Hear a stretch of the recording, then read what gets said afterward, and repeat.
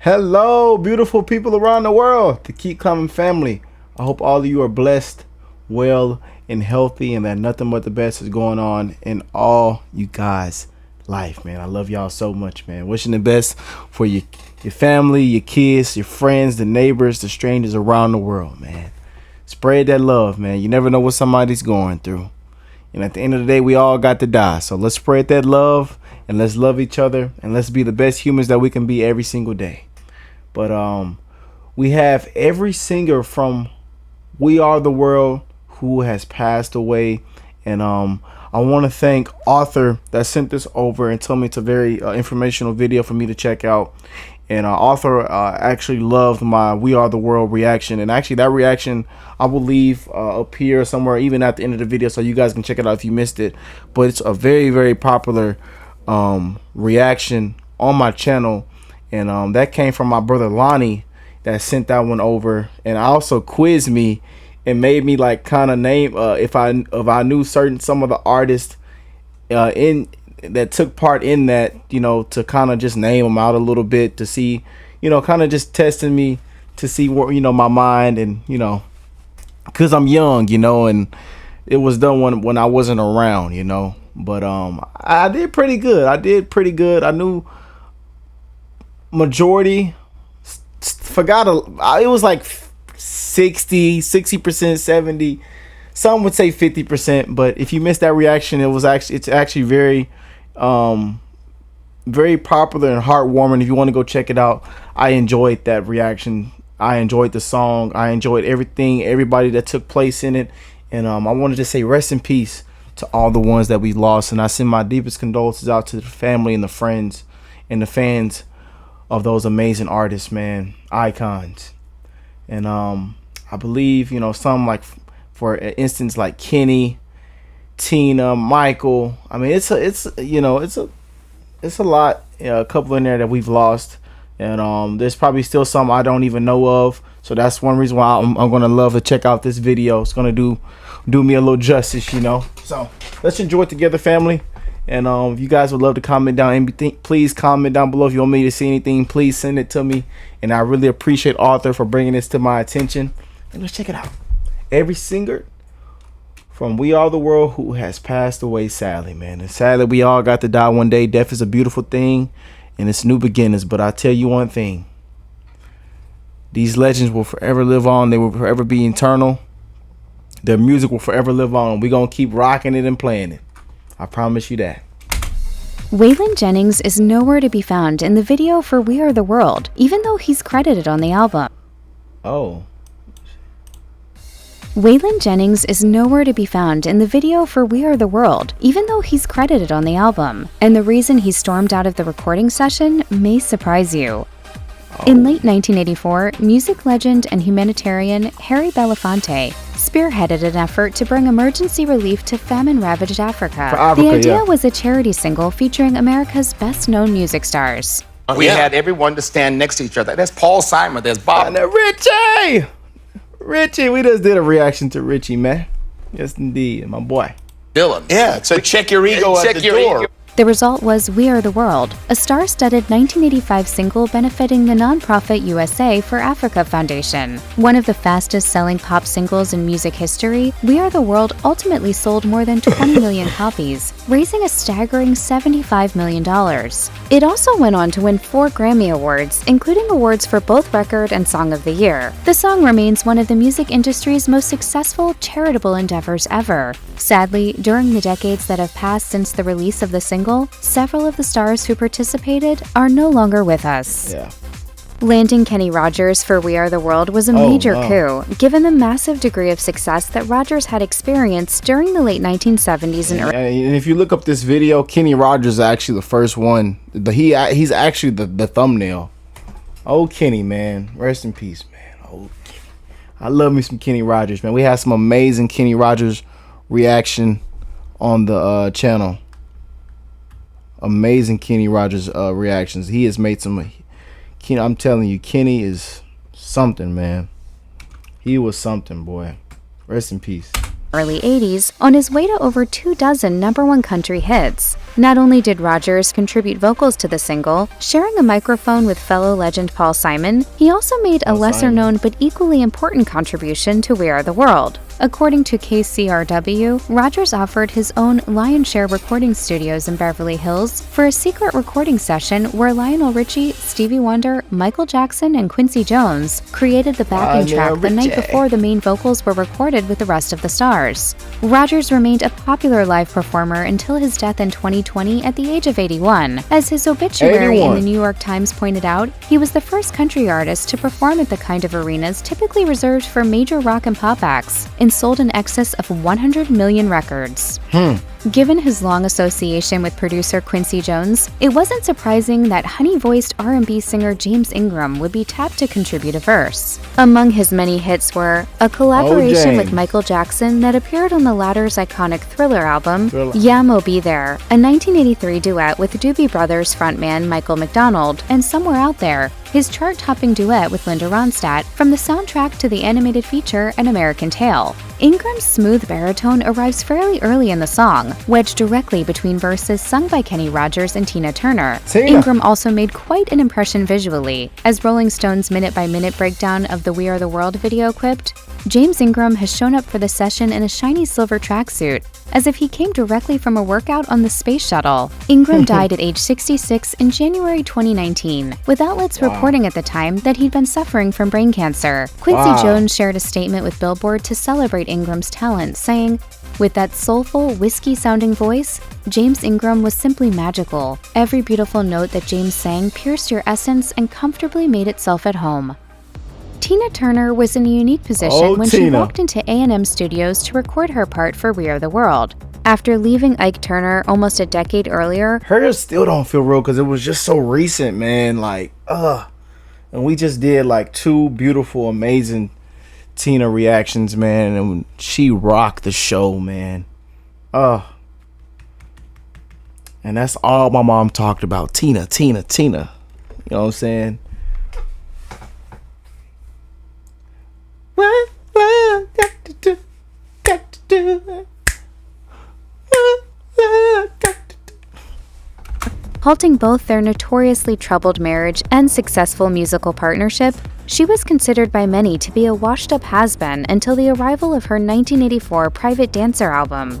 That marked the comeback of all comebacks that propelled her to a higher degree of fame than she'd ever experienced before. Things did get a little punchy in the recording session, which ran into the wee hours of the morning, leaving people tired and hungry. After Turner completed her verse, she triumphantly yelled, "Fish burger! Fish burger! Dun, dun, dun, dun, dun, dun." For Turner, appearing among the stars on We Are the World was the cherry on top of what is arguably the most celebrated era in her career. Less than a month after that recording session, she won 3 Grammy Awards. Her success continued another quarter century until she retired after her 50th anniversary tour in 2009. Turner died in May 2023 at the age of 83, with The Guardian's obituary reporting that her death came after a lengthy illness. Michael Jackson, the king of pop, died in 2009 at the age of 50. His death was... Michael named it, "This Is It." God. Michael was trying to take a nap, man. Rest in peace, Mike, man. I'm telling you, I remember the exact day, man, when my mama had just came home.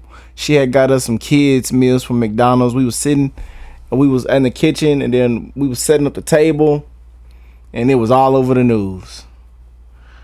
And my mama was like, "Oh, you can hear my mama say, 'That doctor killed that man. That doctor killed that man.'" She was so devastated about that, man. She was hurt. Man. Oh, Mike.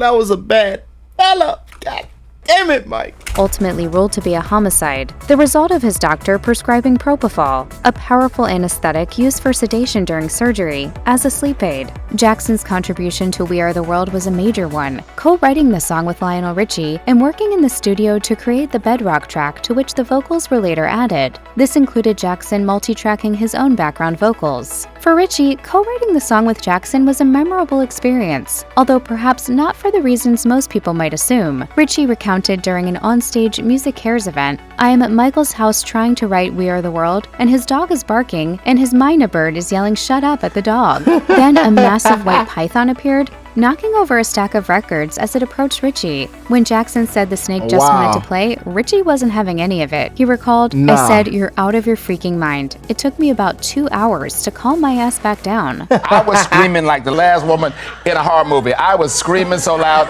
He kept saying, "Why are you screaming?" I said, "Baby, that's a snake."